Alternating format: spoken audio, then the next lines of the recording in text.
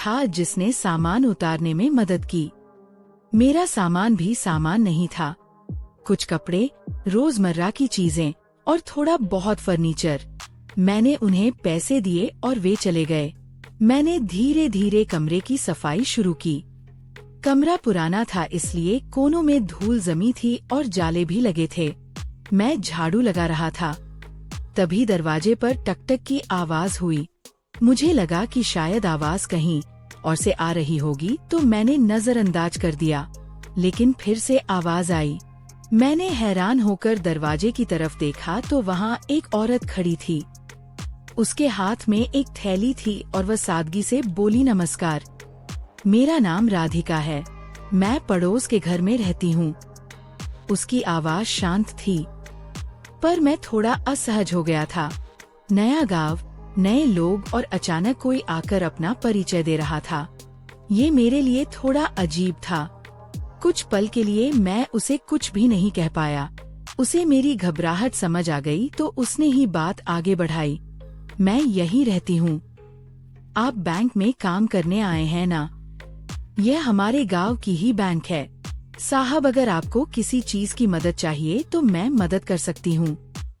मैंने मुस्कुराकर उसे धन्यवाद कहा। उसने मुझे पानी के बारे में बताया। यहाँ सुबह 6 बजे पानी आता है और 6 बजे चला जाता है, इसलिए आपको रोज पानी भर कर रखना होगा। यह सुनकर मुझे थोड़ी हंसी आ गई, क्योंकि मुझे अभी पानी लाना था और मैंने कोई तैयारी नहीं की थी। उसने पूछा, क्या आपको अभी पानी चाहिए? मैं सिर हिलाया और वो पानी लाने चली गई। उसके जाने के बाद मैं फिर से सोचने लगा, कौन होगी ये राधिका? लेकिन मुझे पता था कि गांव के लोग बहुत मददगार होते हैं, इसलिए मैंने ज्यादा नहीं सोचा। मैं अपना सामान सही से लगा रहा था। कमरे में शांत और अपंत्व भरा माहौल महसूस हो रहा था। दीवार में ही एक छोटी सी अलमारी थी, मानो कमरे का ही एक हिस्सा हो। उसमें मैंने अपना कुछ सामान रखा। उसी अलमारी में एक छोटे संदूक में मैंने अपने कपड़े सरीखे से रखे। कमरा छोटा होने के बावजूद भी हर चीज सरीखे से रखी हुई थी, जैसा कि मुझे पसंद है। वहीं पर एक छोटा सा बाथरूम भी था, जिसकी दीवारों पर मैंने कुछ चीजें रख दी। ऐसा लग रहा था मानो वो बाथरूम मेरी रोजमर्रा की जरूरतें पूरी करने के लिए ही बना हो। अचानक मैं होश में आया तो देखा कि वह औरत दरवाजे पर खड़ी थी, बिल्कुल वैसी ही जैसी वह पहले दिखी थी, लेकिन अब उसकी कमर पर पानी का एक घड़ा था। उस घड़े का भार उसकी पतली झुकी हुई कमर पर झलक रहा था। वह थोड़ी झुकी हुई थी, मानो उसका मन ही मुझे पानी देने के लिए बेचैन हो।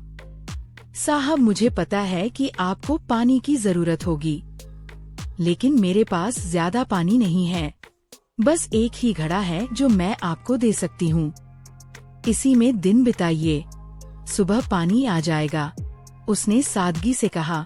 मैंने उसका शुक्रिया अदा किया और उसकी तरफ 2-4 कदम बढ़ा। उसकी हंसती हुई आंखों की खूबसूरती मुझे एक पल के लिए ये भुला रही थी कि मैं सिर्फ पानी लेने जा रहा हूँ। उसकी झुकी हुई कमर से वो घड़ा नीचे उतारने का पल ऐसा था मानो समय ही थम गया हो। मैंने उसके हाथ से घड़ा लिया और उसे अंदर रख दिया। यह जगह गांव के बाथरूम की तरह ही छोटी थी, बस एक दीवार से अलग की हुई थी। मैं मन में सोच रहा था कि गांव के यह कमरे भले ही कितने भी छोटे क्यों ना हो, वे इतने खास क्यों लगते हैं। उस पल उसके झुके हुए शरीर की सुंदरता मेरी आंखों के सामने थोड़ी धुंधली हो रही थी। वो औरत अब भी वहीं खड़ी थी। उसके चेहरे पर एक शांत और समझदारी का भाव था। साहब, कोई बात नहीं, आप यहाँ नए हैं, किसी को नहीं जानते। अगर कुछ चाहिए हो तो मुझे बताइएगा, वो धीरे से बोली। मैं उसकी तरफ देख रहा था। धन्यवाद कहते हुए उसकी नजर एक बार फिर मुझ पर ठहर गई। अब वो धीरे धीरे मुड़ी। उसकी हरकतों में एक सहजता थी, जैसे हवा उसके रास्ते पर चल रही हो। उसे देखता ही रह गया। उसकी खूबसूरती ऐसी थी मानो उसे भगवान ने बहुत फुर्सत से बनाया हो। होंठ बिल्कुल लाल थे और ब्लाउज भी उसने बहुत खूबसूरत पहन रखा था। उसमें उसका शरीर बहुत लुभावना लग रहा था। उसके सुडौल शरीर में कुछ ऐसा था कि उसे शब्दों में बयान करना मुश्किल था। उसकी पतली कमर और मजबूत बाहें जो गांव की औरतों की कड़ी मेहनत से भरी हुई थी, और उस मेहनत में छिपी हुई उसकी खूबसूरती मानो एक अप्सरा ही सामने खड़ी हो। वह चली गई, फिर भी मैं दरवाजे की तरफ ही देखता रहा, जैसे उसकी सुंदरता और उसके निस्वार्थ स्नेह का प्रभाव मेरे मन पर हमेशा के लिए अंकित हो गया हो। थोड़ी देर मैं वैसे ही खड़ा रहा। उसकी हर हरकत की तस्वीर मेरी आंखों के सामने अब भी साफ थी। लेकिन कुछ देर बाद मैं होश में आया और फिर से अपने काम में लग गया। कमरे का सामान ठीक करते करते समय कैसे बीत गया पता ही नहीं चला।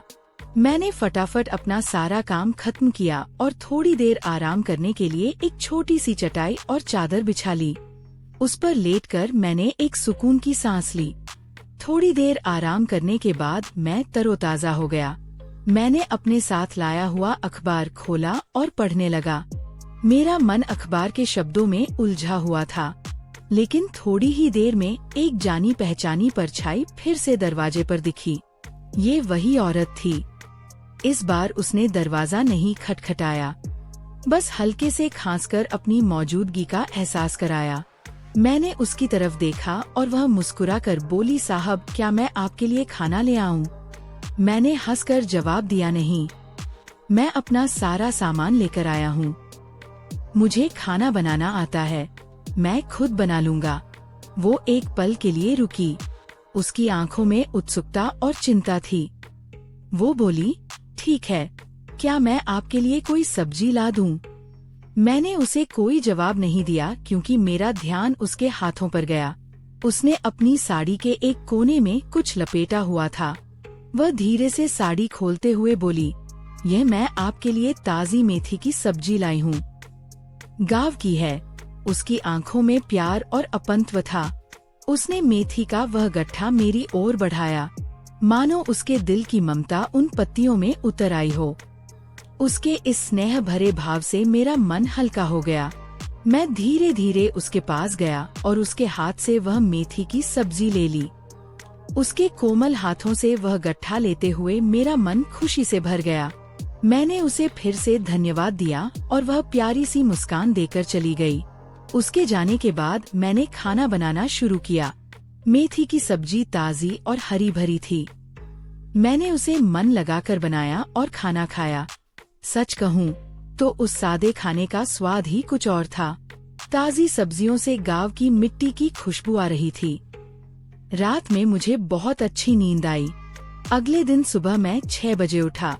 उस औरत ने जैसा कहा था पानी आ गया था। मैंने फटाफट पानी भर लिया। मुझे पता चला कि गांव में पानी आने का समय सीमित होता है, लेकिन शहर में 24 घंटे पानी मिलने की आदत अभी भी मेरे मन में थी। फिर भी मैंने यह सच्चाई स्वीकार कर ली कि इस नई जगह पर मुझे सब कुछ ढालना होगा। आज मेरी छुट्टी थी। फिर भी मैंने प्रेस किए हुए कपड़े पहने और दिन की तैयारी की। फिर मैं बैंक की ओर निकल पड़ा। आते समय मैंने बैंक की जगह देख ली थी। वहां पहुंचकर मैंने देखा कि बैंक बंद थी। मेरे पास बैंक की चाबी नहीं थी, लेकिन मैं सोच रहा था कि यहाँ से काम कैसे होगा। बैंक के चारों ओर कुछ नींबू और बादाम के पेड़ थे। मौसम बहुत अच्छा था। बैंक छोटी होने के बावजूद उसमें कुछ खास लग रहा था। खिड़की बंद थी। अगर वह खुली होती तो मैं अंदर झांककर जरूर देखता। आसपास कुछ छोटी छोटी दुकानें थी, जहां गांव के लोग अपना काम कर रहे थे। उस बैंक को देखकर मुझे सुकून मिला क्योंकि अब मुझे यही काम करना था। माहौल शांत, सुहावना और नया था, मानो गांव ने मुझे खुद में समा लिया हो। इस गांव की छोटी छोटी चीजों में भी एक अलग ही सुंदरता और सादगी थी, जिसने मेरे मन को मोह लिया था।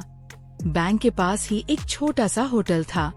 इतनी भागदौड़ के बाद मुझे थोड़ी भूख लगी थी, इसलिए मैं सीधे उस होटल में चला गया। वो एक साधारण होटल था जो गांव के माहौल में अच्छी तरह से घुल मिल गया था, लेकिन उसका जादू कुछ अलग ही था। वहां जाकर मैंने जी भर के नाश्ता किया। गर्मा गर्म पोहे और चाय पीने के बाद पेट भी भर गया और मन भी खुश हो गया। दिन का मजा लेने के लिए मैं वहीं पर काफी देर तक समय बिताता रहा। आसपास के लोग और उनकी बातचीत देखते हुए मैं गांव की शांति का एक नया अनुभव ले रहा था। शाम को मैं वापस अपने कमरे पर आया। दिन भर घूमने की वजह से थोड़ी थकान महसूस हो रही थी। मैं जल्दी ही सो गया। नींद ऐसी लगी कि रात का समय कब बीत गया पता ही नहीं चला। अगले दिन सुबह मैं उठा और फटाफट तैयार हुआ। आज बैंक में मेरा पहला दिन था, इसलिए मन में थोड़ी उत्सुकता और खुशी दोनों थी। मैं बैंक पहुंचा तो सबने मेरा बड़े प्यार से स्वागत किया। वहां ज्यादा लोग नहीं थे, लेकिन उनका प्यार और अपनापन तुरंत महसूस हो गया। उन्होंने मुझे बताया कि बैंक में चीजें कहाँ रखी हैं और उन्हें कैसे इस्तेमाल करना है। मैं उत्साह के साथ अपने काम में लग गया।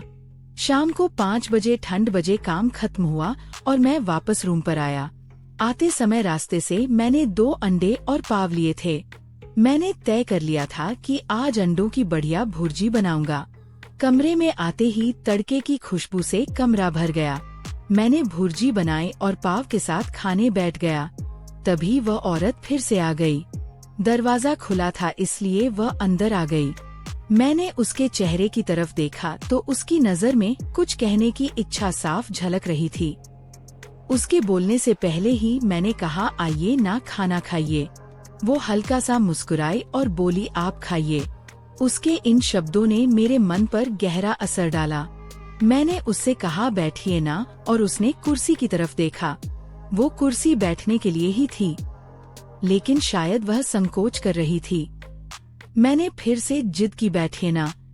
वह धीरे से कुर्सी पर बैठ गई और उसने बात शुरू की। आज उसने एक नीले रंग की साड़ी पहनी हुई थी और उस पर एक लाल रंग का ब्लाउज था। उस साधारण लिबास में भी उसकी सुंदरता बहुत खिल रही थी। उसकी सादगी में एक अनोखा आकर्षण था। थोड़ी देर बाद वो थोड़ी गंभीर हुई और बोली, अरे मुझे आपसे एक काम था। उसके बोलने के अंदाज में एक अलग ही बात थी। मुझे हैरानी हुई। मैं मन ही मन सोचने लगा कि इस औरत को मुझसे क्या काम होगा। मैं तो इस गांव में नया था, किसी को जानता भी नहीं था, इसलिए ये सब मेरे लिए नया था। मैंने उसकी बात समझी और पूछा, हाँ बताइए क्या काम है। वह थोड़ी देर शांत रही और फिर एक लंबी सांस लेकर बोली, हमारे ये। जैसे ही उसके मुंह से हमारे ये शब्द निकला, मैं समझ गया कि वह अपने पति के बारे में कुछ बताने वाली है। वो आगे बोली, हमारे इनको कोई काम नहीं है, दिन भर घर पर रहते हैं, शराब पीकर इधर उधर घूमते रहते हैं। अगर आपके बैंक में उन्हें कोई छोटी मोटी क्लर्क या चपरासी की नौकरी मिल जाए तो बहुत अच्छा होगा। उसके बोलने में एक दर्द और निराशा महसूस हो रही थी। उसे अपने पति की फिक्र थी, उसके भविष्य की चिंता थी। उसकी बातों में ममता, चिंता और उम्मीद की भावना थी। मैं मन ही मन सोचने लगा कि मैं तो यहाँ नया आया हूँ, बैंक में भी अभी अभी लगा हूँ और अभी तो मुझे यहाँ के काम की ठीक से ट्रेनिंग भी नहीं मिली है। बैंक के काम के लिए लोगों की कमी नहीं थी और जो काम था उसके लिए सही लोग पहले से ही थे। फिर भी उसके चेहरे को देखकर उसकी आंखों में एक अलग ही उम्मीद थी, जो मुझे मना करने की इजाजत नहीं दे रही थी। इसीलिए मैंने उससे कहा, हाँ जरूर, अगर कोई जगह हुई तो मैं तुम्हारे पति को नौकरी दिलाने की पूरी कोशिश करूँगा। यह शब्द सुनते ही उसके चेहरे पर एक मुस्कान आ गई। उसकी मुस्कान देखकर मेरा मन थोड़ा हल्का हुआ। मैं अपना खाना खा रहा था और मैंने जानबूझकर उससे पूछा, क्या तुम्हें अंडा पाव पसंद है? वह तुरंत बोली, हाँ खाती तो हूँ, लेकिन आज मेरा उपवास है। उसके लहजे में एक हल्की सी नजाकत थी और उसमें उसने मुझे आसानी से जवाब दिया। मैंने कहा, ठीक है, कभी बनाऊंगा तो जरूर खाने आना। उसकी आंखों में एक भरोसा दिखा और वह बोली, हाँ जरूर। उसकी बातचीत में खुलापन, उसकी सहजता और उसके शरीर पर पहनी हुई साधारण लेकिन लुभावनी नीले रंग की साड़ी, ये सब मुझे विचलित कर रहा था। कभी वह साड़ी और कभी उसकी मासूम मुस्कान, सब कुछ मानो मेरा ध्यान खींच रहा था। उसके शरीर पर उस साड़ी की सुंदरता, वो लाल रंग का ब्लाउज और उन कपड़ों से साफ दिखाई देने वाला उसका सुडौल शरीर सब कुछ लुभावना था। उसकी बातों में एक अलग ही आकर्षण था। वह सहजता से बातचीत कर रही थी और हर बार कुछ ना कुछ नई बात निकालकर बोलती रहती थी। इस वजह से उसका वहाँ रुकना सहज हो गया था। मुझे थोड़ी ही देर में महसूस हुआ कि वह सिर्फ बात करने के लिए नहीं, बल्कि शायद अपने पति की नौकरी के लिए मुझसे बातचीत कर रही है। क्या वह सिर्फ मेरी ऊपरी तौर पर परवाह कर रही है? मैंने खुद से ही कहा, थोड़ी देर बाद आती हूँ।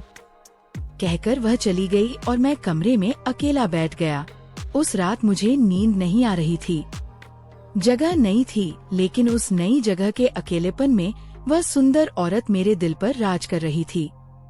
उसकी मीठी मुस्कान, उसकी सॉफ्ट और नाजुक हरकतें और मुझसे बात करने का उसका तरीका, सब कुछ मेरा ध्यान भटका रहा था। मैं लेटा हुआ था, लेकिन मेरी आंखें बंद होने पर भी उसकी तस्वीर मेरी आंखों के सामने आ रही थी। उसका वह लुभावना रूप, उसकी आंखों की भावनाएं, उसका वो पानी का घड़ा लेकर आना और उसकी पूछताछ, ये सब मेरे दिमाग में घूम रहा था। 2-4 दिन ऐसे ही बीत गए। अब संडे था और मेरी छुट्टी थी। सुबह मैं थोड़ा देर से उठा था और इस वजह से नल का पानी भरना छूट गया था। मैं दरवाजे पर आकर इधर उधर देखने लगा कि वह कहीं दिख जाए, लेकिन वह नहीं दिखी।